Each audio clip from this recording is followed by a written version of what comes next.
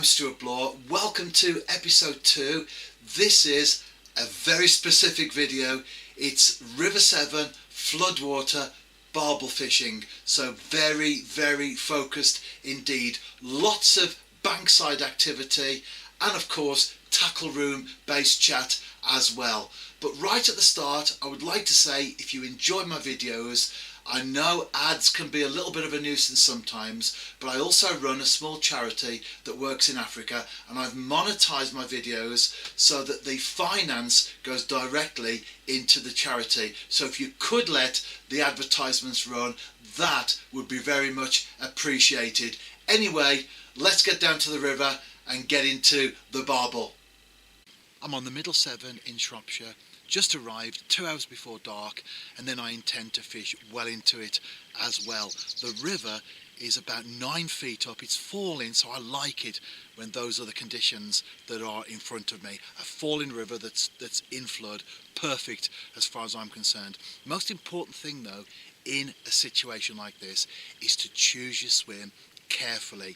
This isn't the sort of river that you can come to having not fished it before. You need to know what's out there, even from practical points of view. For example, you need to know, because it's so high up, if there are bushes out there, you might be cast into vegetation. You need to know if there's a low tree that's in the water, things like that. Choosing your swim is very important. But of course, the most important factor when the river is like this is safety. You need to choose somewhere that you know you will be safe, especially as the banks are very slippery at the moment, plus I'm fishing into dark as well. But tick all the right boxes, no need to be afraid of a river that's in flood. In fact, as far as barbel are concerned, it definitely presents you with a chance of getting amongst some decent fish.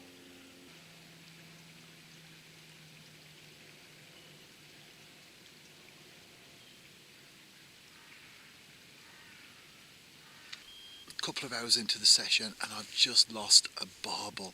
Now, although the conditions look quite decent, i.e. the river's high, the water temperature isn't too clever. In fact, it's a very cold night overall right now, and I was thinking if I can get one fish on the bank, that'll be a result. Now, will I get another bite of the cherry? Who knows? I've got another couple of hours to go, and as I always say, as long as my bait's in the water, I've got a chance. If you live in England or Wales, there's an amazing resource available to us, courtesy of the Environment Agency, the River Levels website, or rather, it's a page contained within the EA site itself. And all you need to do is go on there, click your region, click your sub-region, and then it opens up. You've got all the various rivers and the stations where they're located along those watercourses. Click onto the individual station and you have a graph appear that tells you the height of the river. It tells you whether it's falling or rising, and in the case of the River Severn, for example, if I'm fishing at Bridgnorth, what I will do is I will click all the various stations right up into Wales, so I know that if extra water is on its way down, so it's not just a graph in front of you, you can see what will happen the next day and beyond. A fantastic resource, and one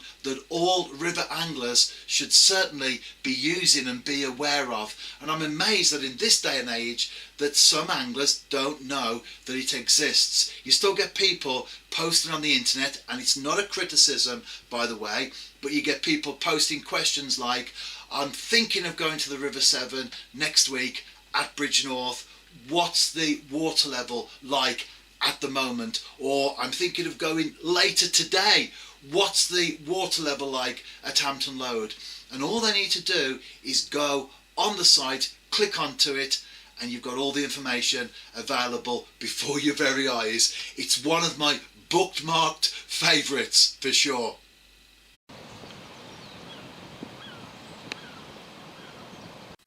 I'm sure all serious barbel anglers have been through the stage at one time or another when they wanted to catch their first double figure fish, and I was no different. And I went through a stage where I was catching 9.14s, 9.15s, can't remember if there was ever a 9.15 and a half, but I was coming close on a number of occasions, but I wasn't hitting the magical £10 benchmark for barbel anglers. Anyway, one night on the River Dove, I actually did it. And driving home the next morning, I happened to look down at the clock in my car and the digital readout said 10:10, the exact weight of the fish that I'd caught during the night. And even to this day now, many years later, every time I see 10:10 on a clock, it always takes me back to my first double figure barbel. Since then, I've caught in excess of 100 double figure fish, but that first one will always be very, very special indeed. And I'm constantly reminded whenever I see that time appear on a digital clock. My second outing and just a very short session for me today. Afternoon and just into dark. I'm off to a place this evening that I haven't been to very much recently, Molyneux, since I got involved in the Welsh Premier League. Unfortunately, I had to give my season ticket up at Wolves, but I'm really looking forward to getting back there tonight. It means though that I can't spend as many hours as I would like to fishing this afternoon. The river looks decent, it's very high, but it's falling. However, I'm a firm believer that as long as your bait's in the water, you've got a chance. And it's better to spend 4 hours on the riverbank than none at all, as far as I'm concerned.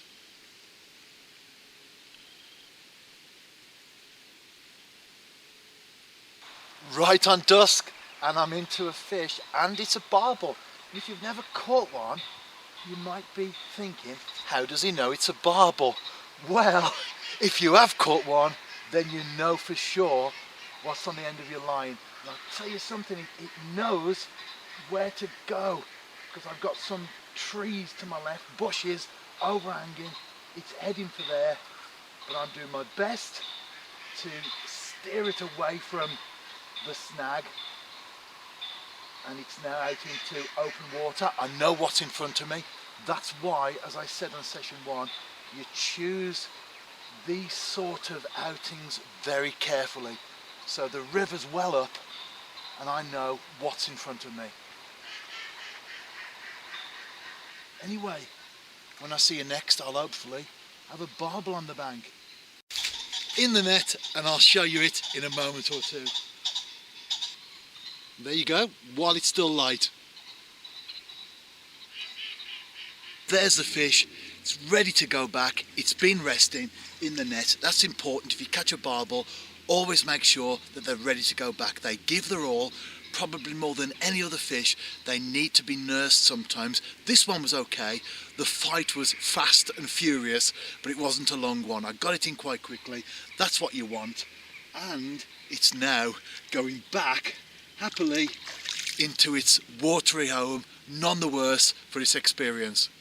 And let me say finally, while I've still got a little bit of light, that fish, I managed to keep it out of the bushes that I was aware of, but of course in front of me, with the river being so high, there is vegetation, and as I was bringing the fish in, I kept the rod as high as I could, but it still kept heading for that vegetation, and I could feel the line, or rather in this instance the hook length, 3 feet of braid.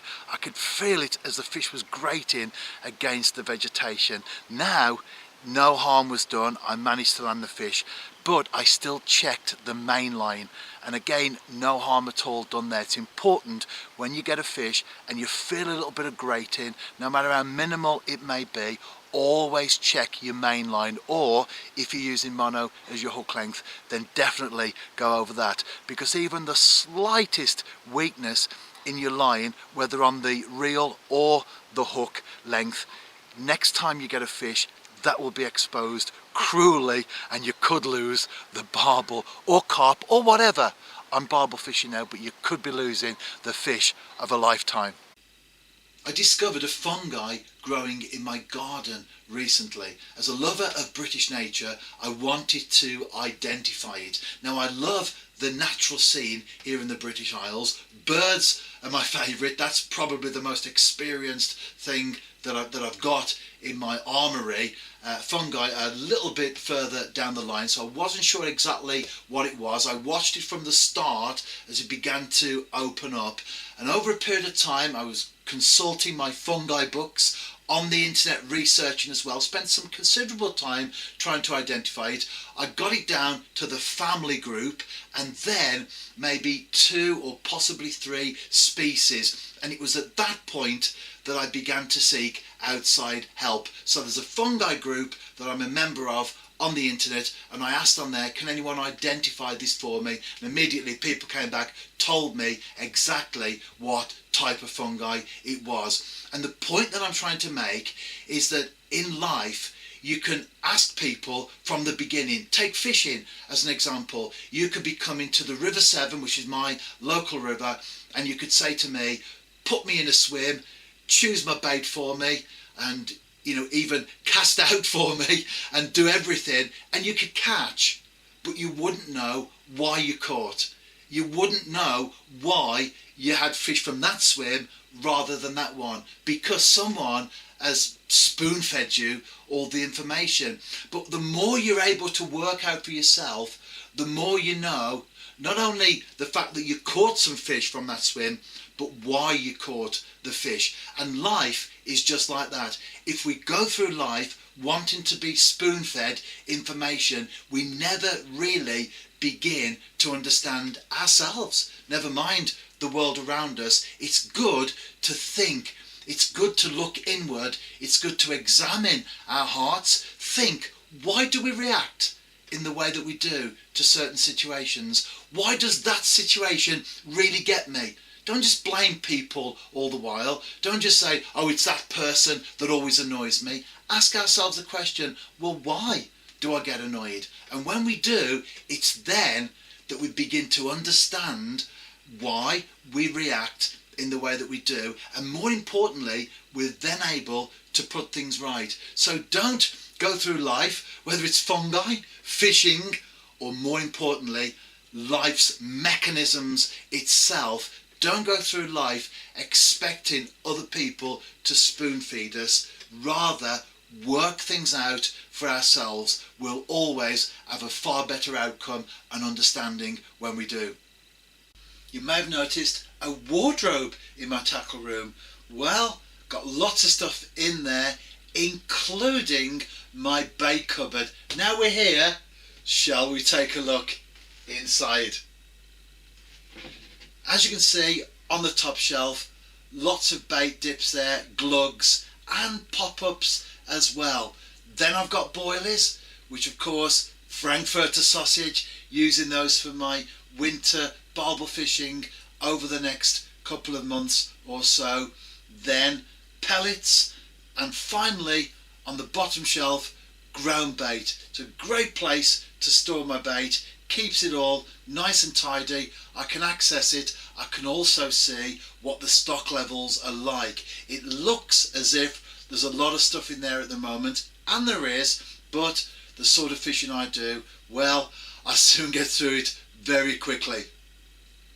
I'm back, another short session, this time just a few hours in the day, because I've got another football match tonight, although I'm not just watching this time, I'm working. But I keep saying it, and I'll keep saying it again and again and again. As long as you're bait in the water, you've got a chance.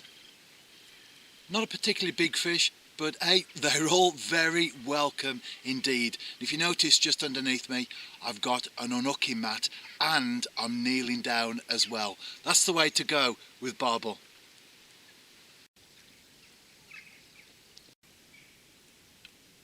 My bait approach for barbel this winter, 16mm Frankfurter sausage boilies on this occasion and the previous one, and I've caught on both outings.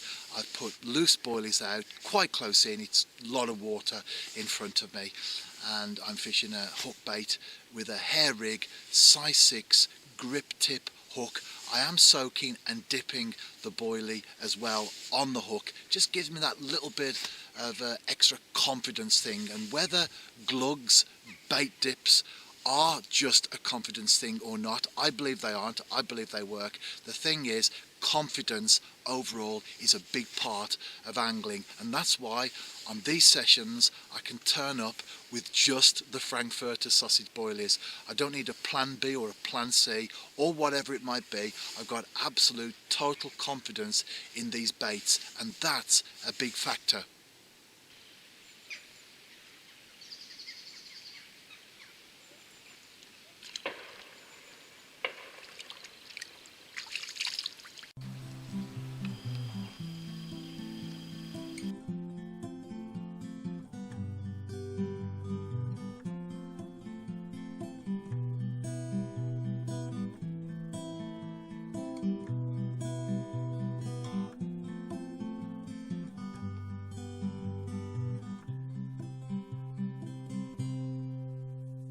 Again, not a particularly big fish, but as always, very, very welcome indeed.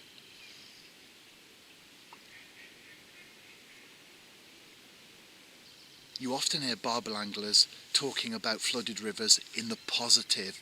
Now, during the summer months, when the water temperature is higher, barbel are easier, and I would use inverted commas around that. You get the point that I'm making. Barbel are easier to catch because they're more active, but as the season wears on, the water temperature falls, particularly once we hit the first frosts in autumn, and then definitely into winter. They certainly become more elusive and harder to catch.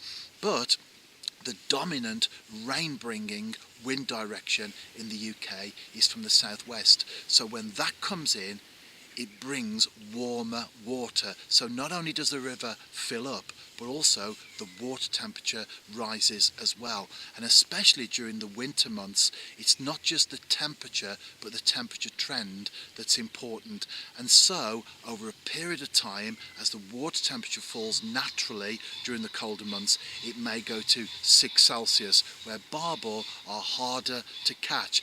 And then we have all this rain coming in, which will raise it, for example, to 9 Celsius. That's a 50% increase. So not only does the flood action bring things like worms and so on into the river for the fish to feed, but the water temperature, that's the key. It will stimulate the barbel into feeding. So when you see lots of rain on the way from the southwest, don't fret, don't worry.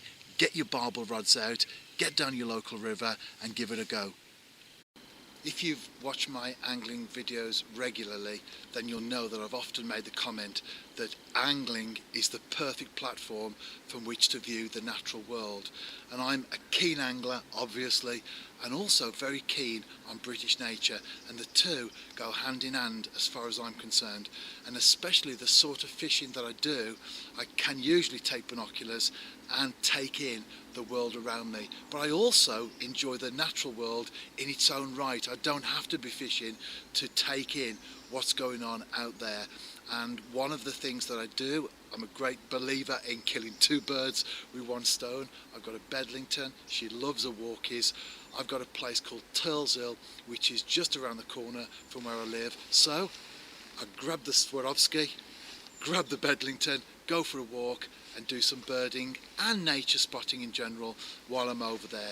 It's one of those areas of land that hasn't been developed. It's still as it was centuries ago, although it's changed now from farmland. Mostly people keep horses on there, but it's one of those places that sadly, perhaps in my lifetime even, will eventually get built on. But in the meantime, I'm enjoying it.